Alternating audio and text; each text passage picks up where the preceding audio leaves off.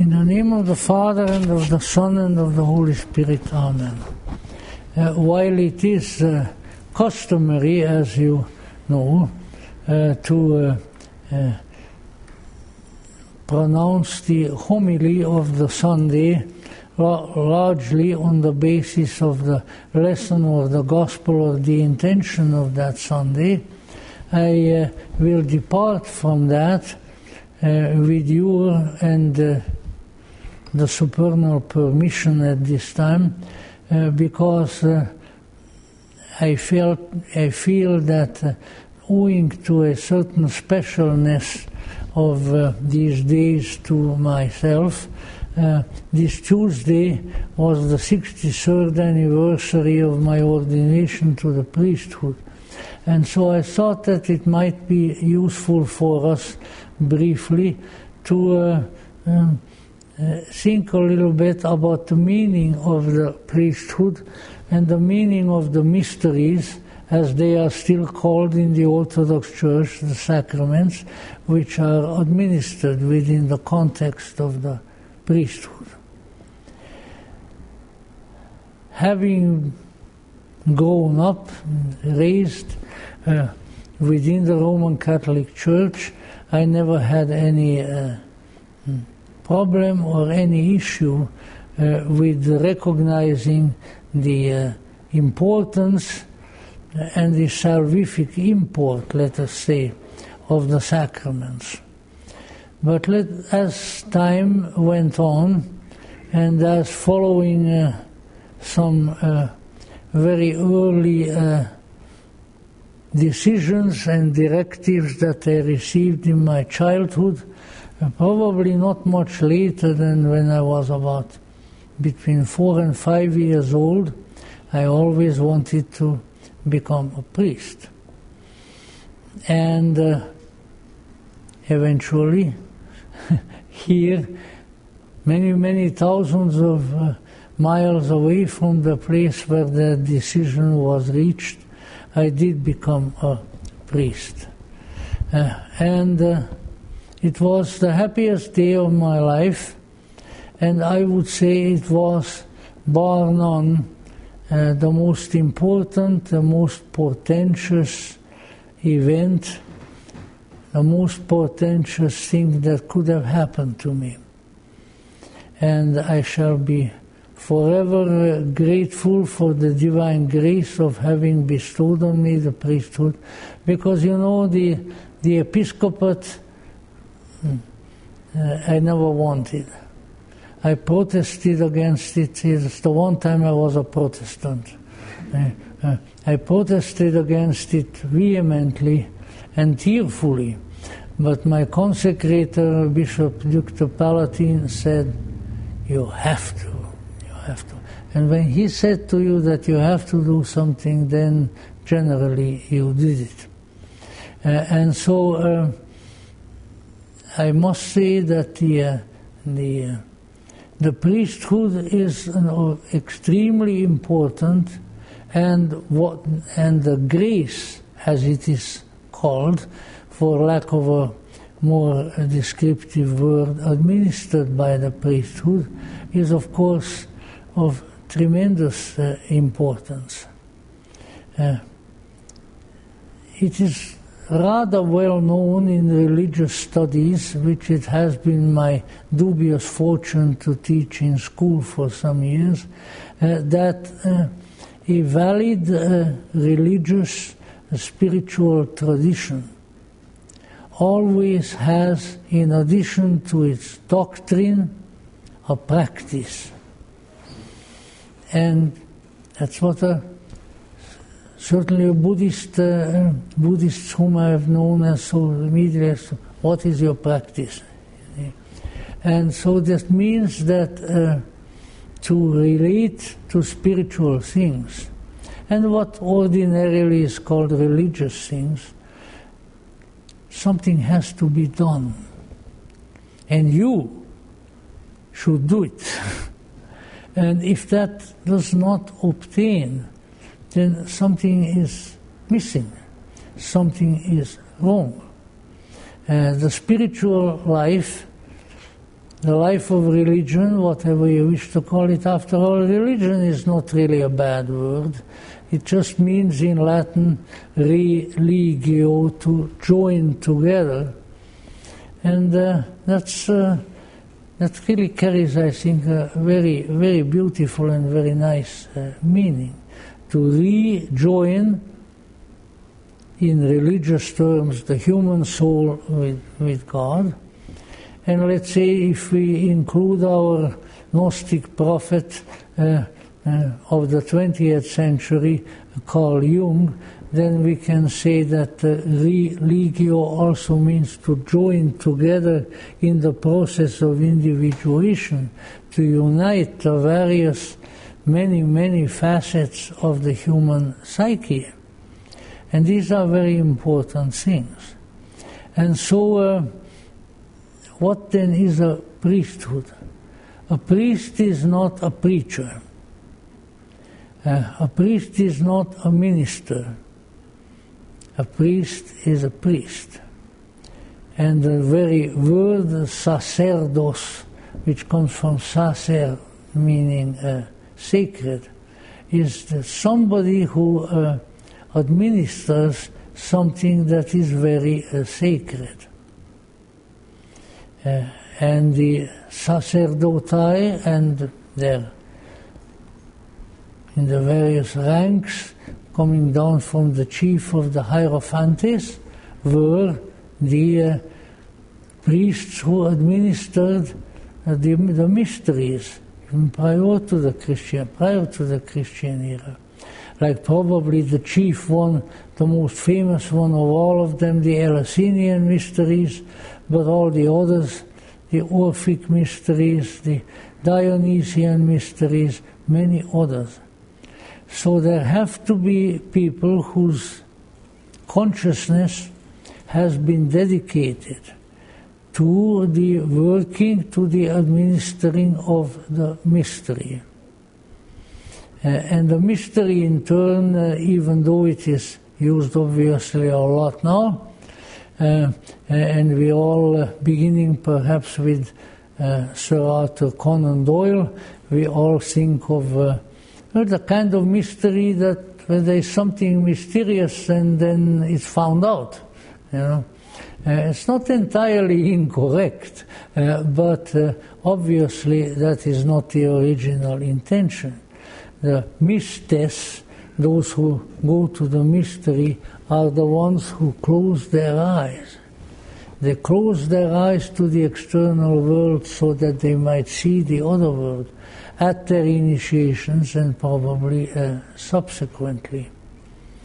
And so this is a very important matter, because without a valid and working priesthood, and without mysteries or sacraments,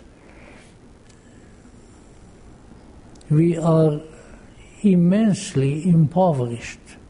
In fact, if we want to sort of engage a little bit of historical speculation, we might say that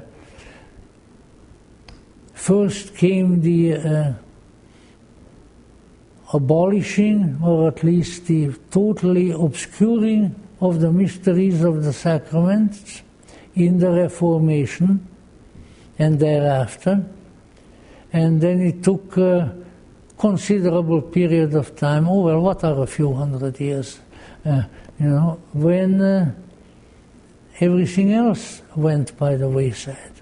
And where we have a society that is secular, as it calls itself, and where the attention, the practical attention, and practical means in practice, not just something that is capable of being practiced, but something that is practiced. The practical attention to dealing with that supernal mystery and allowing it to enter our human personality, our human egos, and to guide us on the path of life until we shall enter that archetype, shall we say, that the mysteries are based upon. And without something of that sort, we are tremendously impoverished. And you might say, but look at all the media of communications, beginning with the printed book, which of course was the Bible, and so forth, that we have received over the centuries. Well, yes, but what are these? Unless we are priests ourselves of sorts, then the texts, no matter how wonderful and how sacred the texts might be, these texts have to be transformed into sacred action. That is why in the Mass books and ritual books we always have what are called the rubrics. And that term comes from rubio, which means making something red, like a ruby, a red ruby. And that is because these are the letters that are printed in red that shows you what to do.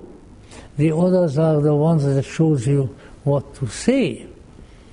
And all of this has really a very important and profound internal significance. Because probably as the result of the kind of the historical development, even though I heard so much of it in theosophical circles, and from very good and darling people whose memory I cherish, but evolution isn't all it's cracked up to be, let's put it that way. If it were what people claim it is, then how come we haven't had another Plato in all these thousands of years? How come we didn't have another Aristotle, or even a Saint Thomas Aquinas, or all of these? We evolved. Have we evolved beyond them? I don't think so. I think we devolved below them. And so it's what we need to keep in mind is that what we are dealing with is not a matter of a development such as allegedly, I wouldn't know because I wasn't there, and moreover I studied only in the 8 years of pre-university study, I studied only a little biology, so I wouldn't know. But what we are really talking about is not a change of a primitive organism into a complicated organism. And if that is evolution, then that is something that is of relatively little import to us. But there is something else. There is transformation. There is interior change. And that is not dependent on the passage of history. It is dependent on the development of spiritual history within ourselves. And in order to facilitate and to develop that spiritual history, there have been in all sorts of cultures and situations the mysteries, where people were led to a condition where they were able to at least temporarily withdraw from the external world and experience through the doorway, through the opening of the interior world, an entirely different reality. But we need to keep that in mind. And we need to be cognizant of certain issues. Because a priest is someone who administers the mystery for the benefit of those who are to receive the mystery. And that is what a priest does. And therefore, in Christendom, even as in many other religions, there also developed a priesthood. And we already find in early sacred scriptures indications of that, wherein the founder of the religion and Jesus Christ confers priestly or priest-like powers on his disciples and on his apostles for the benefit of those who will come to the mystery. And the entire awesome qualities of the Last Supper, for instance, indicating that here I am doing something, now you be there and watch, more than watch, but participate in this. And this is what I am entrusting you so that you will administer it to others. Very, very important matter. Now, of course, with the increase of the inflation of the thinking principle, as Jung would call it, throughout the history of our particular culture, we came to increasingly neglect the nature and the value and the importance of the sacramental action, and we came to falsely imagine that we can do it all in our head. You know, this is, see, the thinking function is a great blessing, because you wouldn't want to live in a culture where people don't know how to think at all. Sometimes I think it's that kind of a culture that I'm living in already, but let's say it would not be a very profitable undertaking. But we have come to the tacit and sometimes openly expressed conviction that we can do it all in our heads. And that's not true. I mean, let's say you, in a little while, we all go home and we'll be hungry. Even in my old age, I still keep the sacerdotal fast. I don't eat any solid food before saying the Eucharist. But let's say we'll be hungry. Now the question arises, are we going to be able to still that hunger by thinking about food? I don't think so. I tried in bad days when there was no food. Let me tell you, the thinking about food was no substitute for partaking of the food. It just doesn't work that way. And I often like to quote one of my late friends and teachers, Professor Ernest Wood, who noted theosophist of the time and a very, very fine, wise gentleman, who said, we have to remember that thinking only leads to more thinking. So it's a kind of a closed circle. You can think all kinds of things, but it doesn't go beyond certain limits. And I don't want to bring up the most terrible things of our era, but let us say this tendency of the human mind has been a very great disaster to us. And we saw much of that disaster, let's say, in the last century, one of them being that people sought great schemes of how to reform the world or how to reform society. You know? Great schemes of how to make things so that everything will be perfect. Right there they should have stopped, but they didn't. And then what happened was that they obtained physical and political power, and they started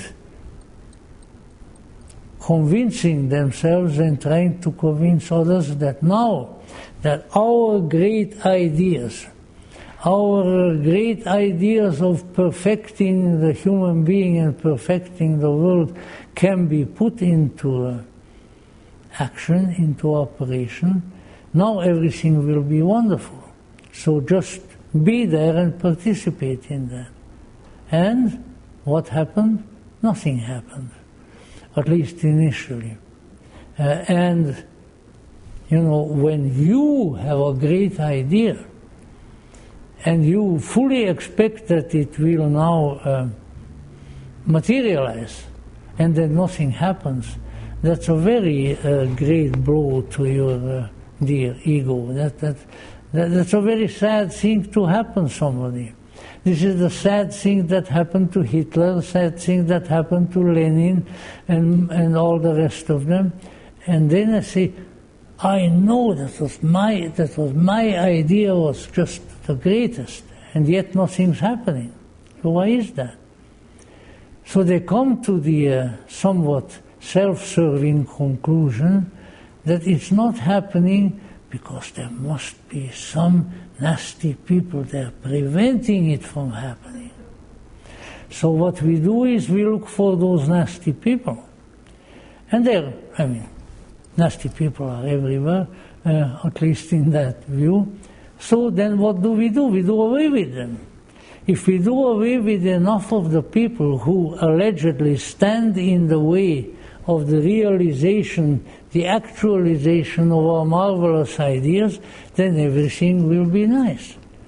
And so we have the Gulag archipelago, we have the killing fields of Cambodia, we have the Holocaust and so forth. And all these people are put out of life. And you know what? The great ideas are still not working. Because they were wrong. And because their principle, or maybe their only merit, their only value in the eyes of their framers was that they were theirs. Oh, this must be true because it's my idea. Now, who says that your idea must be true? The greatest likelihood is that it will not be true. So that is a particular manifestation over the last more than 100 years or so of this principle of imagining that because you think something, it's going to happen. Because you think something, it will be good. Because you think something, it will take care of a multitude of problems. It doesn't happen that way. So what must happen?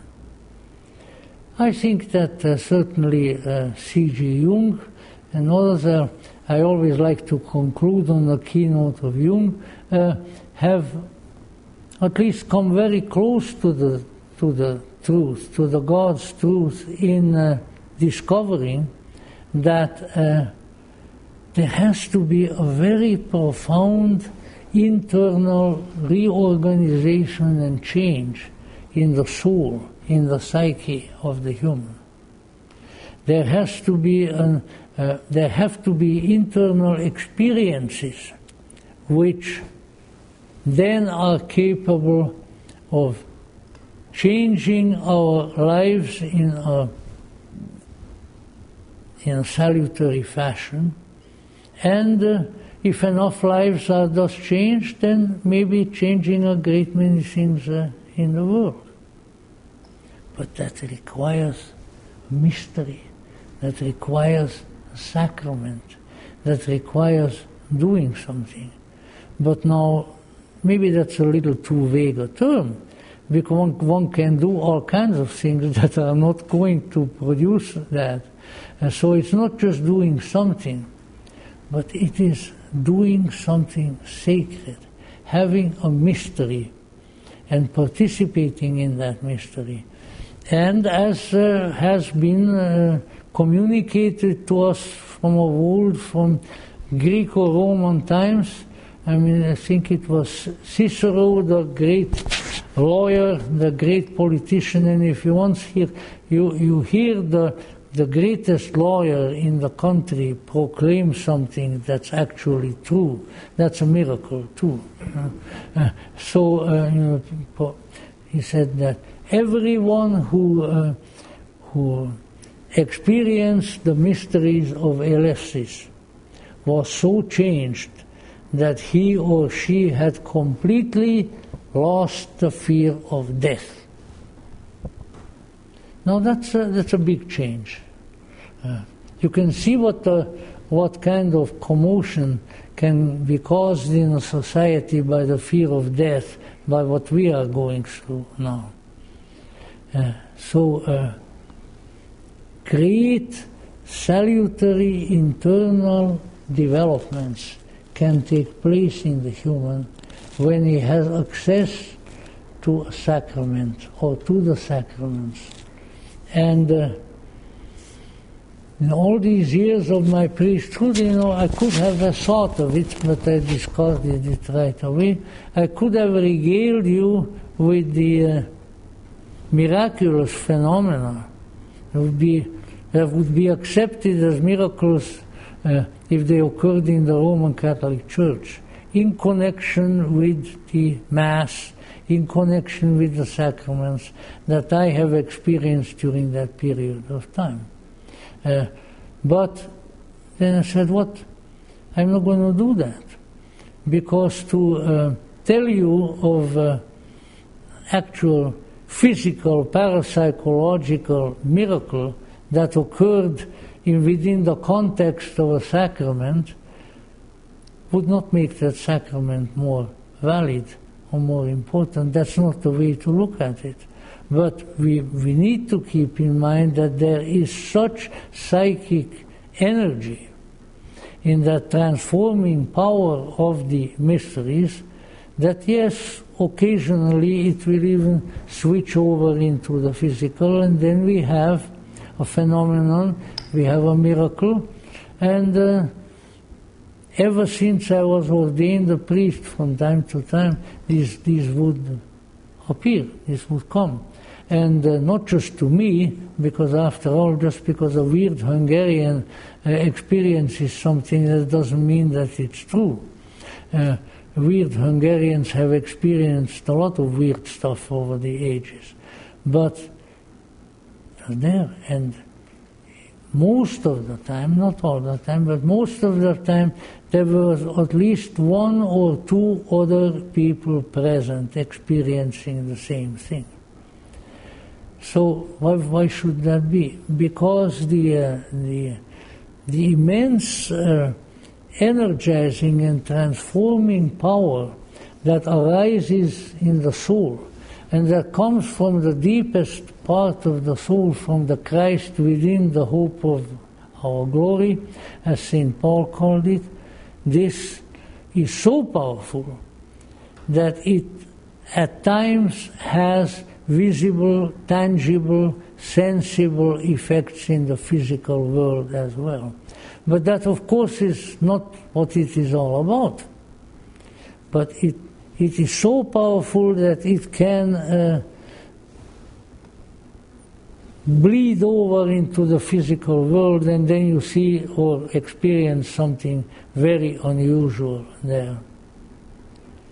So let us keep in mind that there is a miraculous force within us, and that in every tradition, every spiritual tradition, all over history and all over the world, there have always come to humanity, at least a certain segment of humanity, practices, spiritual practices, which stimulate, which energize, and which help to bring forth in various ways that incredible transforming and inspiring power.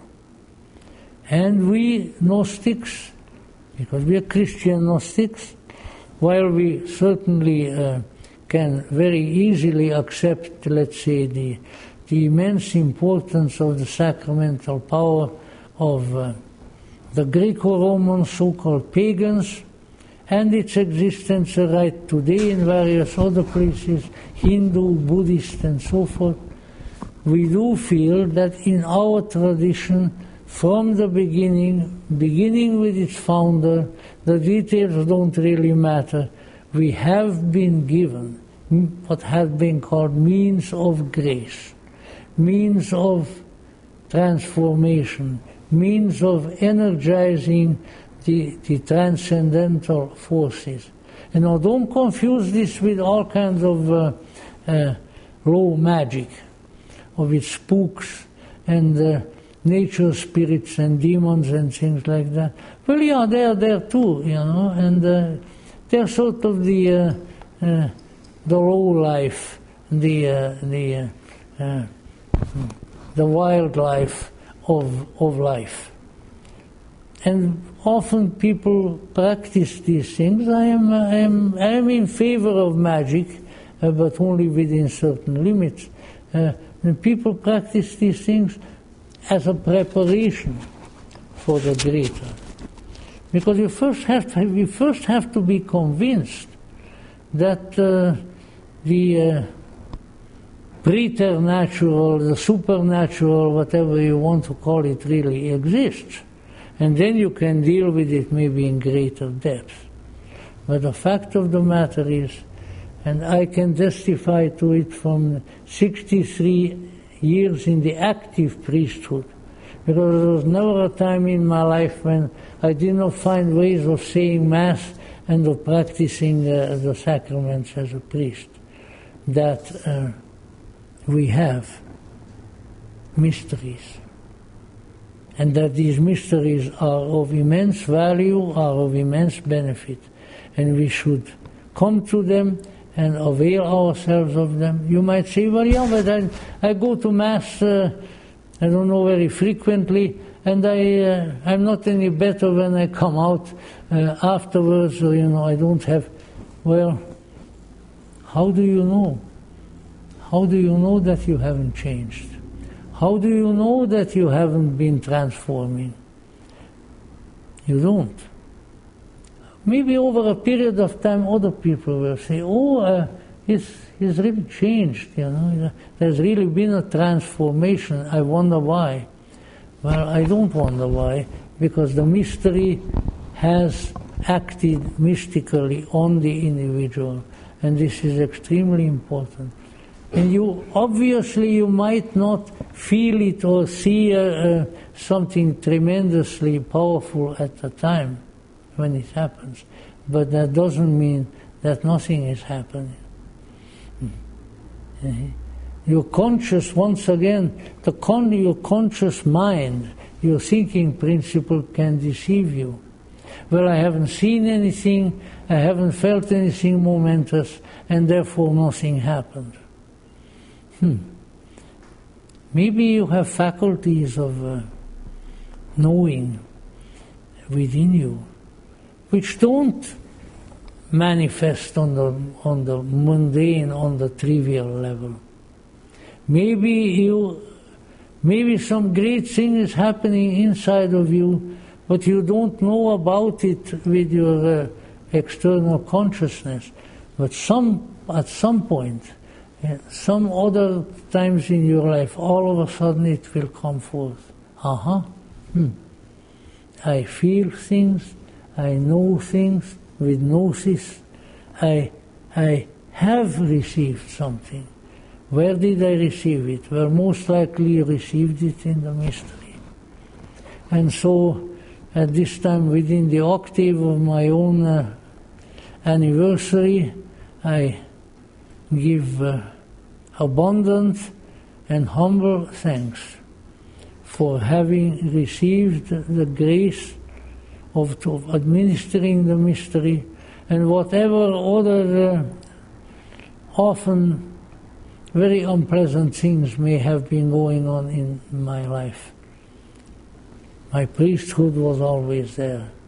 The sacred host and the sacred chalice were always there, and they nourished my soul, and they saw me through everything, and they also gave me the grace and the privilege and the duty of maybe passing some of that on to others. What else? What else did I need? Nothing. It would have been nice to maybe have various little flapdoodle things happen, but that was the important thing. And that is why we continue to cultivate within our Gnostic tradition the sacraments, which, as I say, even the Orthodox Church calls them the mysteries, because these are the great things that advance the gnosis. These are the great events, the great forces that transform and cultivate on our inner being, so that as we come closer and closer to the gnosis, we recognize for what it is. And that is why these come from a greater place. Trying to translate from the Latin, whenever ye shall do these things, you shall do them in memory of me. I brought them to you, says the Lord. And I am still there bringing it to you. Because I am the mystery, I am the fountain of the mystery. From me comes your transformation, so he says. From me comes your salvation, and it has, and it does, and it will. And God bless us all. May the blessing of the mystery descend upon us and remain with us always. Amen.